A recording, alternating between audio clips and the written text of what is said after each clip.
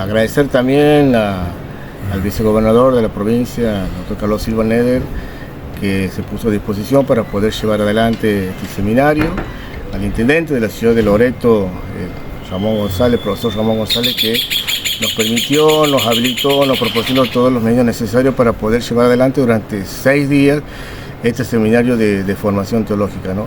Esto, bueno, también da las claras que el gobierno de la provincia siempre acompaña estos espacios de reflexión, estos espacios que a nosotros nos permite pensar, y en este caso desde el campo religioso, donde los que participan son agentes plurales, laicos. Es un espacio laical, no es un espacio clerical, sino es un espacio laical, plural. Los participantes todos tienen de alguna manera u otra un compromiso dentro de lo social, de lo político y de lo cultural, ¿no? Y ahí donde se conjugan estos espacios la reflexión de lo teológico con lo político, ¿no? Nosotros entendemos que hay teologías diversas y que también entendemos que siempre detrás de una política hay una teología. La pregunta es qué teología acompaña en esas políticas. Nosotros bregamos por la participación de un sentido, si se quiere, mucho más profético, que tiene que ver con la responsabilidad de las y los cristianos, que deben asumir un compromiso con la historia epocal que les toca vivir, ¿no? Estamos convencidos que en una sociedad argentina nuestra, en donde la gran mayoría se denomina cristiano, hay una realidad que los convoca, hay una realidad que los provoca, hay una realidad que los cuestiona, y ahí nosotros estamos planteando el sentido ético, social cristiano, en el cual ahí estamos presentes en el compromiso de acompañar todas las situaciones, mucho más en estos tiempos que vivimos de profunda angustia, crisis. De hecho, el lema del seminario tiene que ver con el tema de las incertidumbres y las esperanzas, ¿no? Siempre en acompañamiento y en una preferencia, opción por los más desprotegidos, por los pobres, en donde la iniciativa principal es cómo podemos construir criterios y estrategias reales, posibles, que puedan devolverle la esperanza al pueblo, ¿no? Son 6 días muy intensos, donde los contenidos son amplios. La particularidad, como vos ves aquí, el clima, el ambiente, tiene una metodología que es de la educación popular, ¿no? Entonces eso implica que no hay una verticalidad del conocimiento, sino que el conocimiento se lo construye de manera colectiva. Eso también a nosotros nos pone atentos a estar dispuesto a escuchar la palabra de los diferentes participantes y a estar dispuesto a escuchar los ecos que la sociedad tiene, ¿no? A partir de esos ecos que nosotros vamos recogiendo en la sociedad, donde se van planteando los contenidos. El primer día nosotros hablamos acerca de la incertidumbre, ¿no? Nosotros, para poder llevar adelante este eje, consideramos que la incertidumbre tiene que ver de algún modo también con el desconocimiento, ¿no? La incertidumbre significa desconocer, significa ignorancia también, ¿no? Y no lo decimos en el sentido peyorativo, sino en el sentido de provocarnos para poder descubrir qué es lo que está pasando en estos escenarios que estamos viviendo.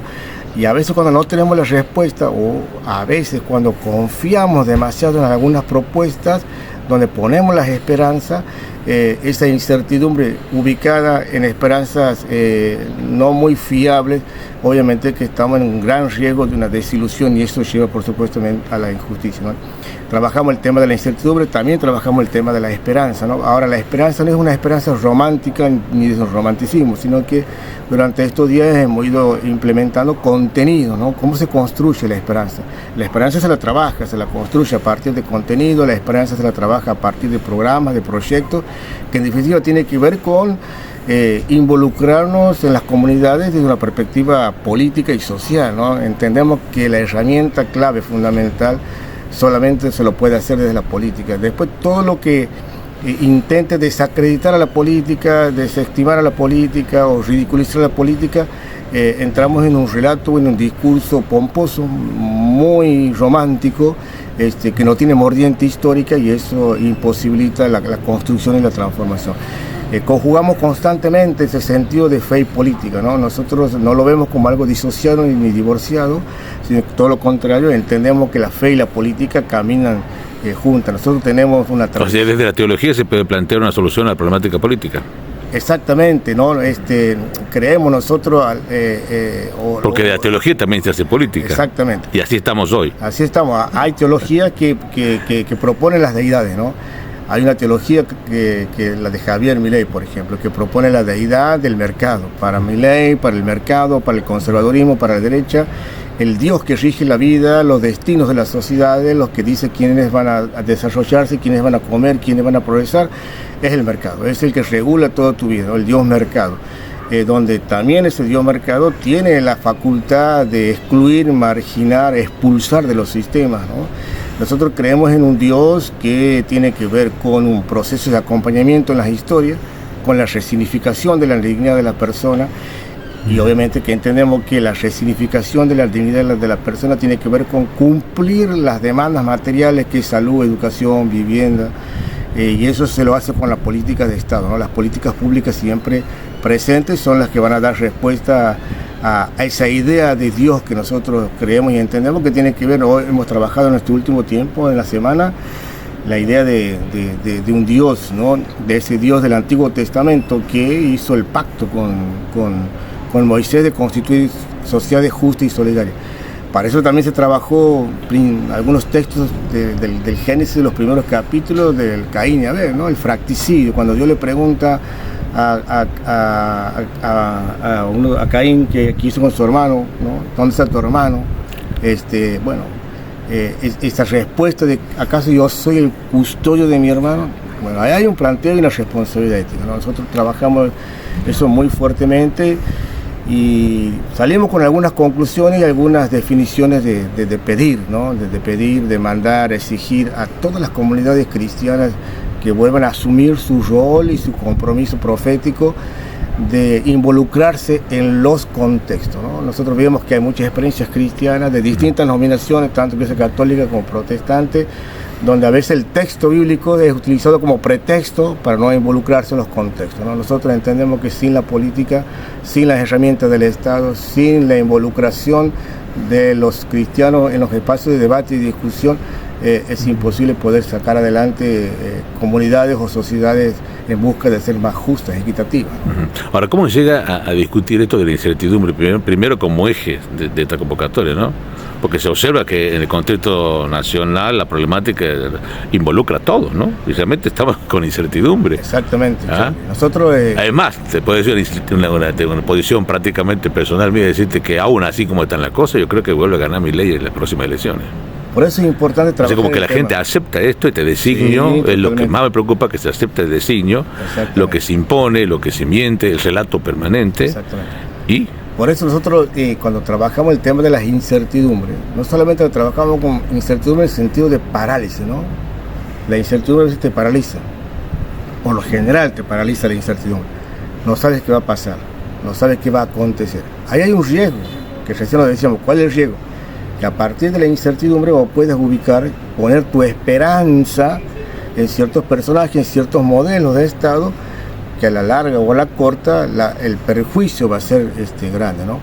Por eso también el sentido que nosotros hemos trabajado de la incertidumbre tiene que ver con el sentido de la ignorancia, de no conocer. La incertidumbre implica un cierto alto grado de desconocimiento de la realidad, eso significa ignorancia.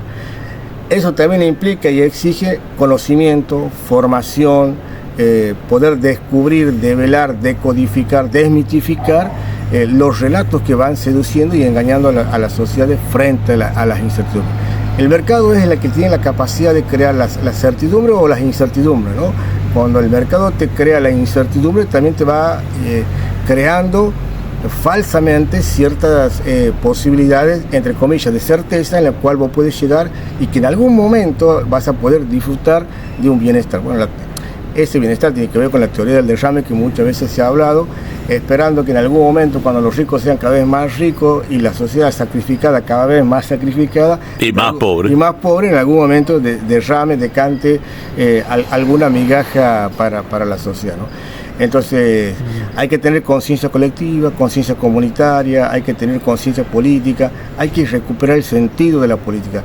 Es muy fuerte la despolitización que se está haciendo en la Argentina. Es increíble cómo cada vez los medios de comunicación hegemónicos, esta estructura, este andamiaje de la libertad avanza, en su propuesta es bastardear constantemente la política. No es casualidad que Javier Milei constantemente se presente odiando a la política, ¿no? Necesita ensuciar a la política. Bueno, ahí entonces nosotros entendemos que la única manera de poder reconstruir las sociedades es a partir de la política.